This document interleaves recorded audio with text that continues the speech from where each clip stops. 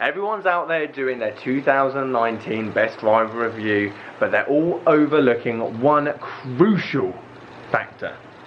How good is it off the deck?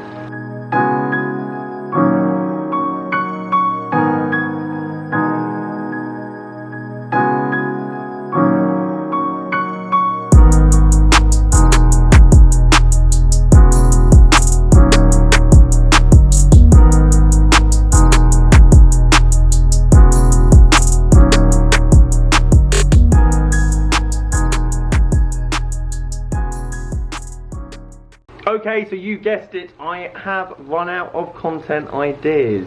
Which of these go best off the ground? Now, I haven't got the Titleist TS3 and I haven't got the Mizuno ST190. I'm sorry, it'd be too many drivers anyway, alright? So, I've got the Ping, I've got the Cobra, I've got the Callaway and the TaylorMade.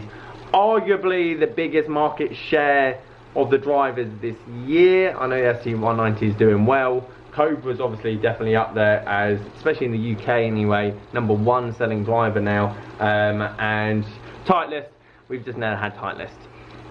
Sorry. So, 4 drivers, I'm going to hit 5 shots in a row with each driver off the deck. So you're going to see the good and the bad. And see which one goes furthest. Now you might be saying, Simon, why would I ever need this shot? You won't. However, we're out here doing original content and overall bottom groove testing from these drivers. Now, with low spinning drivers that these all are nowadays, very reluctantly you're going to get one of these off the ground. And also, if you watch one of my other videos, 3 woods pretty much go just as far, drivers, especially if you catch them well. So, would you ever need this shot? It's a dying art. However, if you pull it off into the wind from 250 out from the green and you pop it on the green, you look like a badass. Guys, that's enough talking. Let's get into the video. If you're new, welcome. Please subscribe. Leave this video a like. My name is Simon. I want to compete in long drive next year. That's about my life story. Let's do it. Right, let's start with some outtakes because the warming up process was difficult. I topped a few, I thinned a few. I forgot how difficult it is to hit a ball off the deck, especially when it's not with your own driver, but with like brand new 400-pound drivers. There was a few bad shots and I nearly broke the screen at the back of the lab there as I topped that one massively. Anyway, we got into a rhythm and we found ourselves. Started off with the Callaway. And to be perfectly honest, when looking back at this footage, I hit it really well, and I was quite surprised how well I actually did hit it, because the Epic Flash, just like the TaylorMade, very low spinning, and not normally for a beginner golfer, because you need some decent club head speed to get up in the air, I should say. But I kept finding the fairway with this club, and even though the ball speed wasn't as high as the others, and you could put that down to it as the first club up, so I did retest it at the end, it was producing some decent drives off the deck.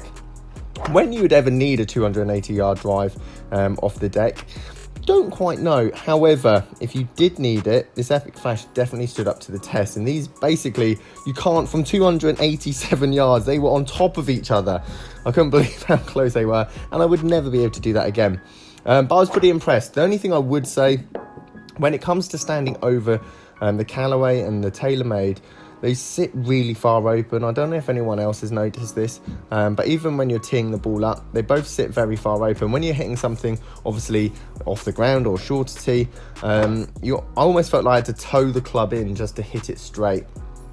But regardless, looking now back at this, even though it was the first drive I hit, and it came off with the lowest ball speed out of the 4 of them, again, probably because it was the starting driver, you can't argue with those shots.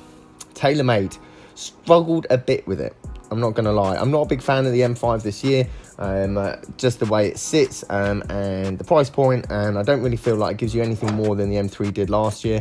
However, ball speed wise, off the deck was up there.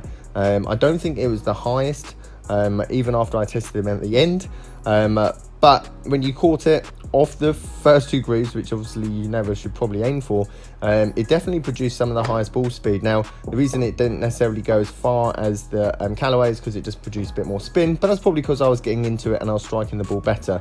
But the thing I find with this as the most pointless test in the world is that anyone that stands over any one of these drivers and likes the feel and sound and gets the confidence from it is probably going to produce this shot the best.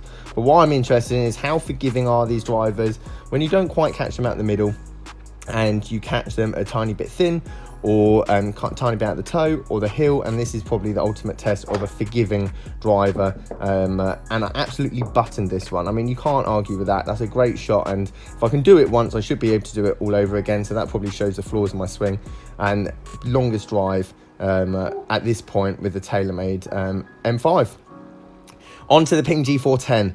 Again, forgiving. I love fitting for this driver because you can fit for the Ping pretty much any level of golfer.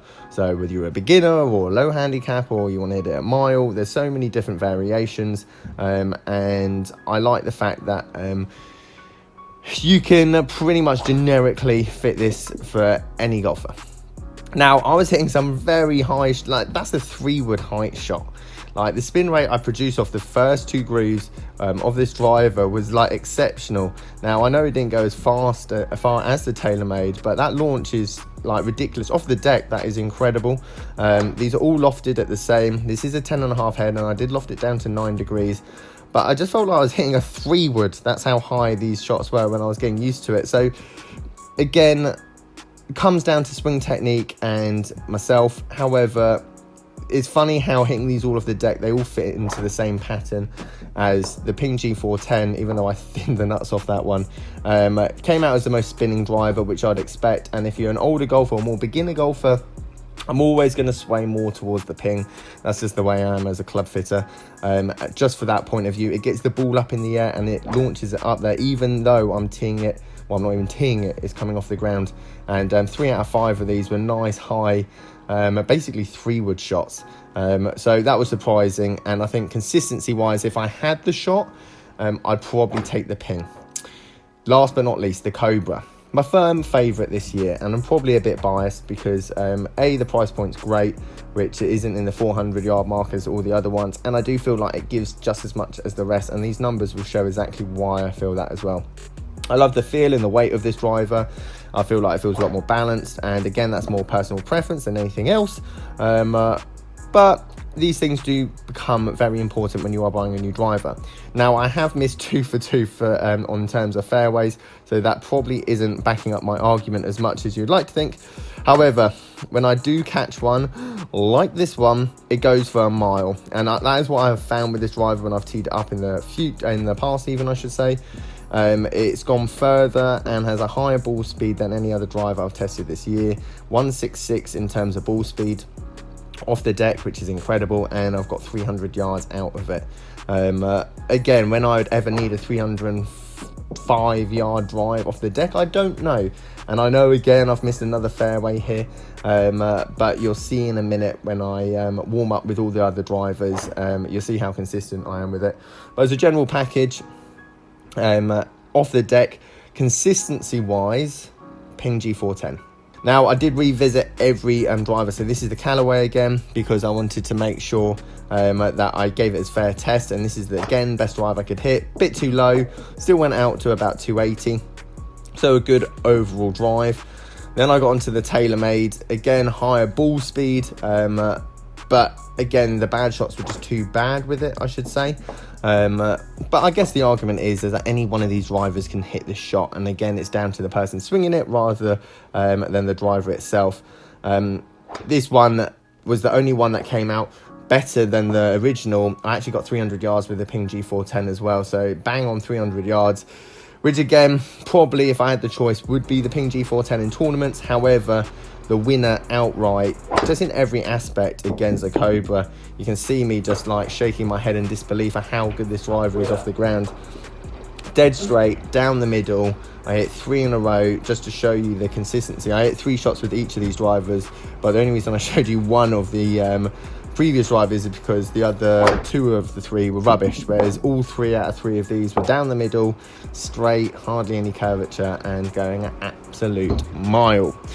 Guys, if you're still watching, thank you for watching the most pointless driver review ever, but hopefully it just showed a different dynamic of these drivers, and to be perfectly honest, it probably shows their strengths and weaknesses when you actually do tee up the ball as well.